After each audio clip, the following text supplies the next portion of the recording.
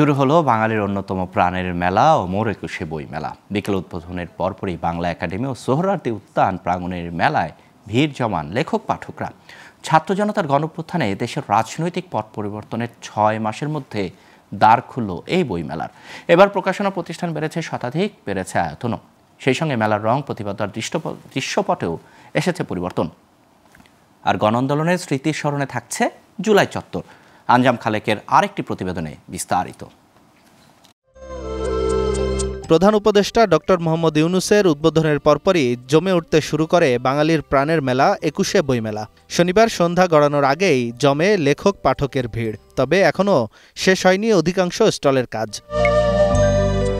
এই মেলাকে ঘিরে রাজধানীর সোহরাওয়ার্দী উদ্যান ও বাংলা একাডেমি প্রাঙ্গণ সেজেছে লাল, কালো আর সাদা রঙে। ফুটিয়ে তোলা হয়েছে বিপ্লব, শোক আর আশার প্রদীপ। ভাষার মাসের এই বইমেলায় যেখানে ভাষা শহীদ, ভাষা সংগ্রামী ও মুক্তিযুদ্ধের বীর শহীদদের পাশাপাশি 24 জুলাই আন্দোলনের শহীদদের প্রতিও শ্রদ্ধা আর স্মৃতি ধারণ করা হয়েছে।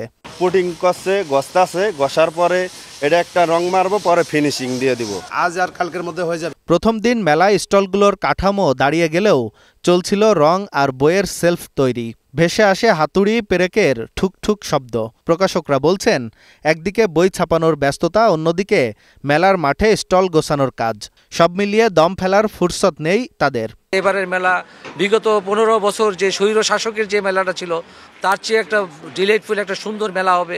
আরো ভিন্ন মতের মানুষদেরকে নিয়ে আমরা আরো ভালোভাবে কিছু দেখতে পারি। সৃজনশীল বা ইসলামিক যেটাই আমরা বলি, টোটালটার একটা কম্বিনেশন দেখা যায়, যেটা আমাদের বাংলা এসব বিশ্ব পরিচয় বইয়ে যেগুলো আমরা আমাদের থেকে হাইড রাখা হয়েছে, তো এই জিনিসগুলো সামনে আসছে। বইমেলার ইতিহাসে এবারই সবচেয়ে বড় মেলা হচ্ছে বলে জানিয়েছে আয়োজকরা। এবারের বইমেলায় 708টি প্রকাশনা প্রতিষ্ঠানকে 1084টি ইউনিট বরাদ্দ দেয়া হয়েছে। আর গত বছর 642টি প্রতিষ্ঠান এবং ইউনিট ছিল 946টি। আঞ্জাম খালেক, গ্লোবাল টেলিভিশন, ঢাকা।